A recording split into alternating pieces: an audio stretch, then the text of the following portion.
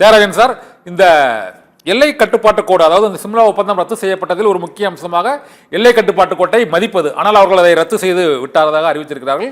ரத்து செய்த ஒரு மணி நேரத்தில் ஒரு ராணுவ வீரர் கைது செய்யப்பட்டிருக்கிறார். இதற்கு எதிர்வினை எவ்வாறு இருக்கும் என்று எதிர்பார்க்கீங்க சார்? உங்களுக்கு சிம்பிளா சொல்லணும்னு சொன்னா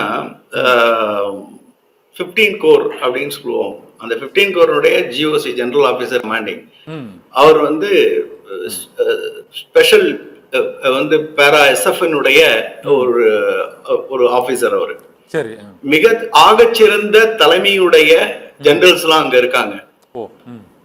அவங்க நினைச்சாங்கன்னா இந்தியா வந்து நீங்க அவங்கள வந்து தாக்குங்கன்னு சொல்லியாச்சுன்னா இன்னைக்கு மதியானம் வந்து கராச்சியில அவங்களுடைய வந்து லஞ்ச் இருக்கும்.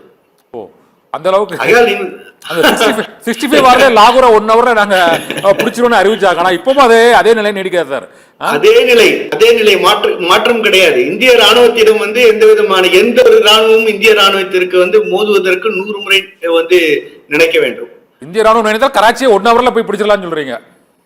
நாளைக்கு மதியானம் மோடி அவர்கள் நாளைக்கு மதியானம் வந்து லஞ்ச் வந்து எனக்கு கராச்சியில வேணும் அப்படின்னு சொல்லிட்டாருன்னு இப்ப போர்னு அறிவிச்சாங்கன்னா நாளைக்கு மதியம் நம்ம கராச்சிக்கு போயிருவோம். நம்ம ராணுவம் சொல்லி கராச்சிக்கு போயிடுவோம். நம்முடைய பிரதம மந்திரி ராணுவ தலைவர்களை கூப்பிட்டு நாளைக்கு மதியம் எனக்கு வந்து லஞ்ச் வந்து லாகூர்ல சாப்பிடணும் அப்படின்னு சொல்லான்னு அடுத்த நாள் மத்தியானத்துக்குள்ள லாகூர் வந்து அவருக்கு லஞ்ச் தயாராயிடும். பிரதம மந்திரி வந்து அழைக்கப்படுவார். அங்க வந்து லஞ்ச் வந்து ப்ரிப்பரேஷன் செஞ்சு அங்க வந்து உணவு இருந்தப்படும். அது வந்து பாகிஸ்தான் அந்த அளவுக்கு வலிமை குறைந்து இருக்குன்னு நினைக்கிறீங்களா சார்? ஏன்னா இது 65 இந்திய ராணுவத்தினுடைய வலிமை வந்து அவ்வளவு ஈஸியா இடப்பட முடியாது.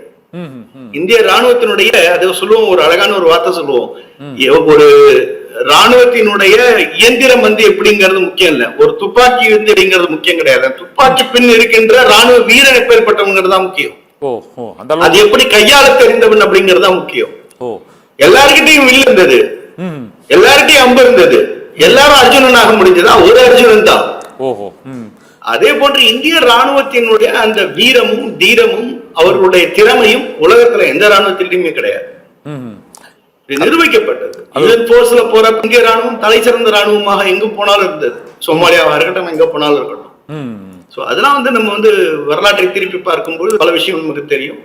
அங்க வந்து ராணுவத்தினுடைய ஸ்ட்ரென்த் கிடையாது, ராணுவத்தினுடைய அவங்க எக்யூப்மெண்ட்ஸ் வந்து சர்வீசபிள் இல்ல, அவங்களுடைய ராணுவ வீரர்கள் வந்து மோட்டிவேட்டடா இல்ல, அங்க வந்து பொருளாதாரம் சரியில்லை, அங்க தலைமை சரியில்லை, எதுவுமே சரியாத இடத்துல போருக்கு எப்படி அவர்கள் வந்து தயாராக முடியும்? ஓகே சார், கடைசியா கேள்வி சார். கர்னல் தியாகராஜன் சார், கடைசியா ஒரே ஒரு கேள்வி.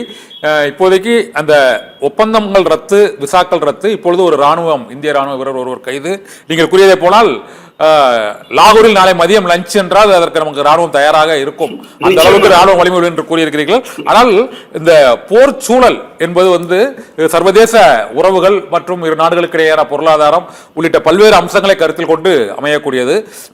இப்போதைய சூழ்நிலையில் இந்த போரை தவிர்ப்பதற்கான முயற்சிகளில் சர்வதேச நாடுகள் ஈடுபட்டால் எத்தகைய அந்த விளைவுகள் வந்து ஏற்படும் நினைக்கிறீங்க? சர்வதேச நாடுகள் வந்து போரை தவிர்க்கக்கூடிய விஷயத்தை இப்ப இறங்க மாட்டாங்க. முதல்ல போய் அடிக்க விடுவாங்க. பல்வேறு நடவடிக்கைகள், ஒப்பந்தங்கள் ரத்து, விசாக்கள் ரத்து, ராணுவம் கைதுங்க அடுத்த கட்டம் அதுதானே சார்? அதான் கேட்கிறேன்.